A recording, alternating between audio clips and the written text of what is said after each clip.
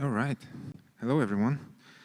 Um, yes, my name is Stan. I work as a PM at Consensus, and today I want to share with you the state of Web3 support and what are the opportunities that we all have to make it better. First of all, shout out to my friend and colleague Joshua Reed. This talk was his idea, but since he couldn't join us today in Bangkok, I am here to bring it to life with you. Cool. So starting with the basics, how do we do support in Web3 today? Well, as I'm sure you can imagine, there are multiple options across platforms we use every day. Siren, before me, said they're using Discord for support.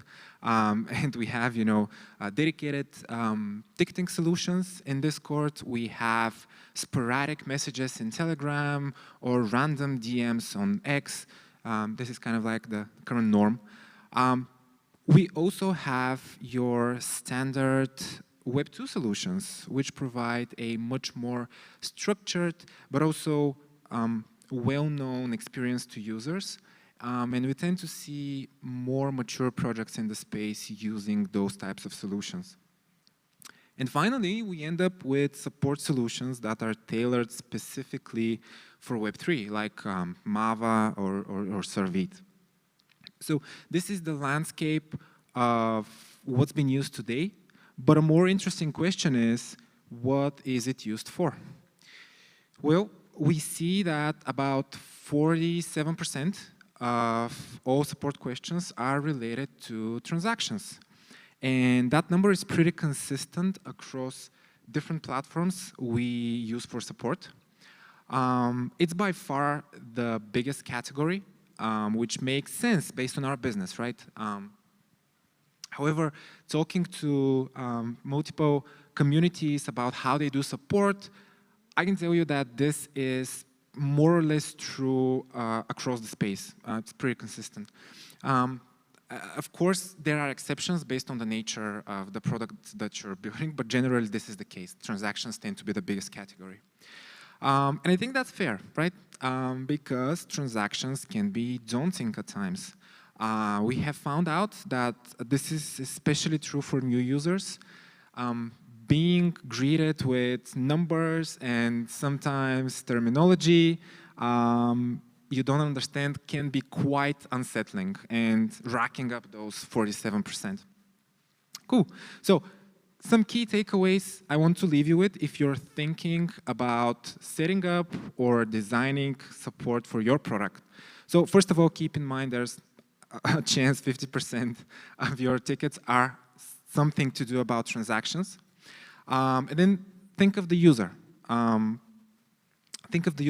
Find and prioritize user needs based on your product. What I mean by that is that dumping all of the information on your user is rarely helpful. My advice here is to find the meaningful ways your users are using your product or the job that your users are using your product for, and start simple. Start simple. You can always add more. You can always kind of like reference everything that you want to.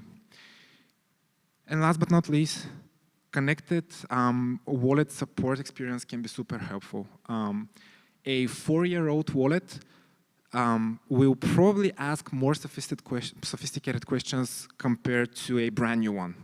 Or a wallet with high transaction volume of brand new ERC20s is going to ask a specific type of questions compared to a low transaction volume wallet transacting on well-established DeFi protocols.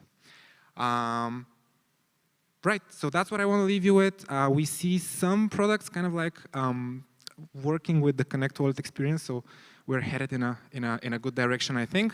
And that's me. Thank you. Thank you, thank you. We have a couple of minutes left if there's any questions. We can do live ones if you don't want to type it in, and if not, we can wrap it up early. The most lightning of the lightning talks. Wow. All right, let's give it up for Stan. Thank you, everyone. Thank you.